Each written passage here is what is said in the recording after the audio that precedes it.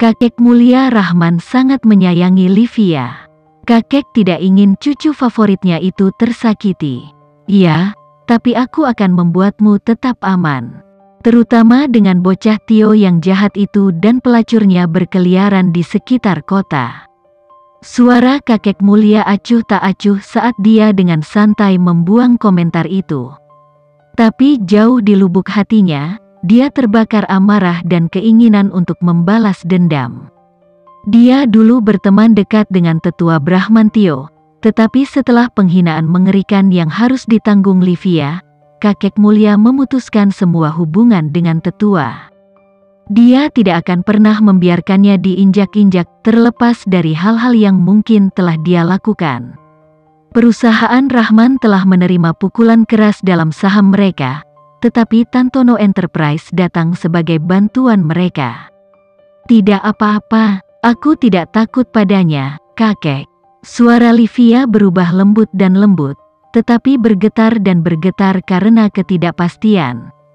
Pandangan sekilas pada ekspresi patah dan sedih di wajahnya sudah cukup untuk membuat mulia Rahman mengerutkan kening.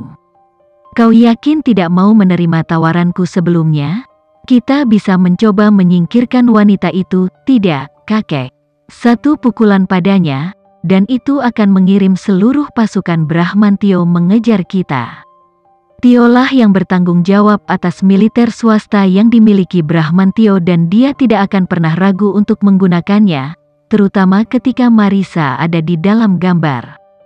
Seandainya ini adalah Livia yang sebelumnya, naif, dan pendendam, dia akan langsung setuju dengan kakeknya.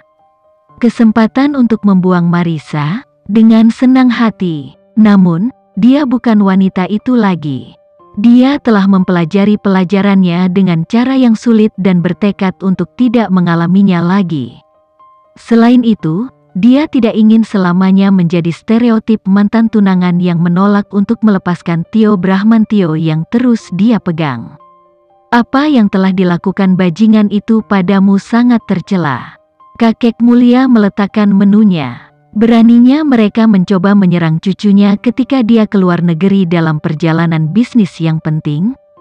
Tio menunggu kesempatan sempurna di mana semua rekan dan sekutu Livia berada di luar kota atau negara untuk menyerangnya.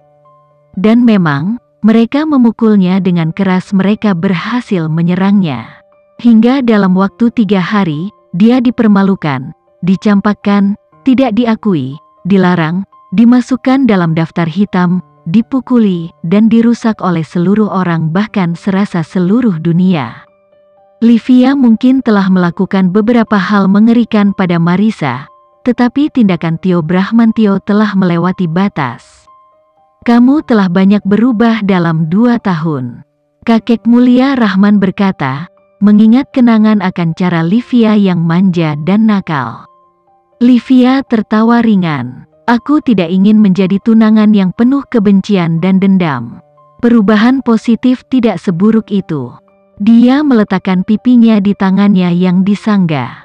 Kau sudah melakukan terlalu banyak untuk pria tak berguna itu. Mulia Rahman bergumam, jelas tidak ingin membiarkan Tio Brahman Tio bebas dari hukuman.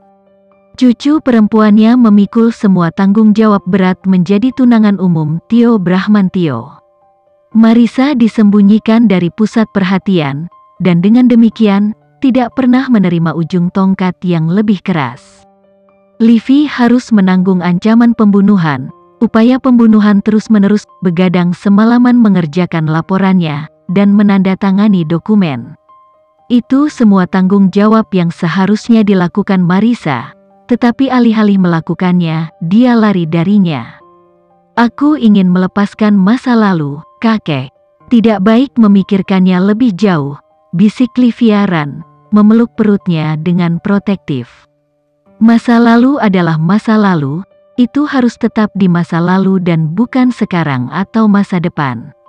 Wajah kakek Rahman melunak, wanita di depannya telah menjadi cangkang yang telah mengalami kerusakan besar. Retakan jelas, dan tembok tinggi yang dia buat bahkan lebih terlihat. Dia rusak parah, dan tidak ada yang bisa dia lakukan atau katakan yang bisa memutar kembali waktu. Sudah lama sejak terakhir kali kita mengobrol sambil makan siang. Jangan membicarakan masalah ini lagi. Livia diam-diam berkata, suaranya hampir tidak terdengar seperti bisikan. Kakek mulia Rahman mulai menghela nafas. Baiklah, kurasa kita harus kembali memesan makanan kita. Livia tahu tidak bijaksana untuk ikut campur dengan Tio lagi. Terutama tidak bijaksana untuk mencoba menyerang kehidupan Tio dan Marisa. Dan itu sangat tidak berguna untuk sekarang. Marisa dijaga dan dilindungi dengan ketat. Jika seseorang berani menyakiti kekasihnya, mereka akan menderita jauh lebih dari yang mereka mampu. Karena Bramantio adalah keluarga terkuat ketiga di negara ini, tidak ada yang berani menentang mereka. Livia sebelumnya dari 2 tahun lalu tidak takut dengan tanda-tanda peringatan. Dia terus-menerus menempatkan target kepada Marisa yang sama sekali tidak merasa bersalah itu. Dia sangat berantakan ketika itu, hingga Livia melakukan sesuatu yang seharusnya tidak ia lakukan. Dia sangatlah frustasi hingga kehilangan hampir seluruh dari akal sehatnya sampai-sampai Livia Rahman melakukan hal-hal yang harusnya tidak dia lakukan, memfitnah dan menggertak Marisa yang tidak pernah melawan. Meskipun demikian, Livia telah menggali jauh ke dalam latar belakang Marisa, lalu menemukan sesuatu yang seharusnya tidak dia miliki. Ketika dia mencoba mengungkap penemuannya, Marisa dengan cepat mendekati Tio Bramantio terlebih dahulu. Dan karena ini adalah pertama kalinya dia meminta bantuannya, Tio Bramantio lebih dari bersedia membantunya. Ini menyebabkan momen kehancuran terbesar Livia dan hilangnya sesuatu yang sangat berharga dan tak tergantikan. Livia tidak akan pernah bisa melupakan kenangan mengejek dan mengerikan dari tatapan jijik Tio ketika dia memohon padanya untuk tinggal bersamanya. Dia berlutut, menempel dan menggenggamnya. Dan apa yang dia lakukan pada wanita yang menjadikannya pria seperti sekarang ini? Dia memanggil keamanan untuk secara brutal menelanjanginya di jalanan. Dia meringkuk di depan rumah utama keluarga Bramantio dan harus memanggil taksi untuk pulang. Tidak ada satupun keluarga Bramantio yang memperdulikan ketika itu. Mereka hanya menghina dan membuangnya begitu saja. Entah apa yang dilakukan Marisa sehingga berdampak begitu buruknya bagi Livia Rahman. Untungnya, saat itu malam hari dan tidak ada paparazi di sekitar untuk melihat pemandangan yang memalukan itu. Berita tentang apa yang terjadi padanya menyebar seperti api. Dalam rentang beberapa jam, Livia telah kehilangan segalanya. Livia sayangku, kamu melamun lagi. Apa yang kali ini memengaruhi pikiranmu? Ceritakan kepada kakek. Aku ingin membantumu. Kakek mulia Rahman menegur ketika dia melihat tatapan kosong Livia. Maafkan aku kakek, bukan begitu. Aku hanya sedang banyak pikiran.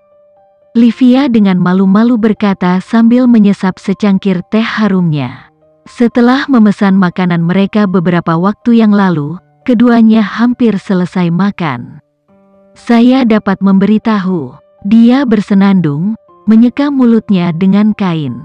Livia tersenyum pada keterus-terangannya. Dia sadar kakek mulia bukan tipe pria yang menghibur orang atau menawarkan kata-kata baik kepada mereka.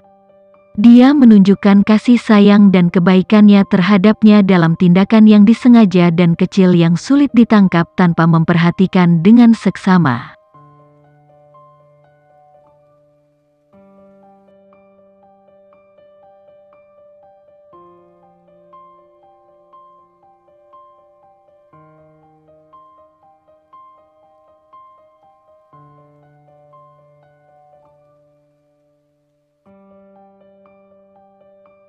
Sekian dulu ya video kali ini, kita lanjutkan lagi videonya di lain waktu.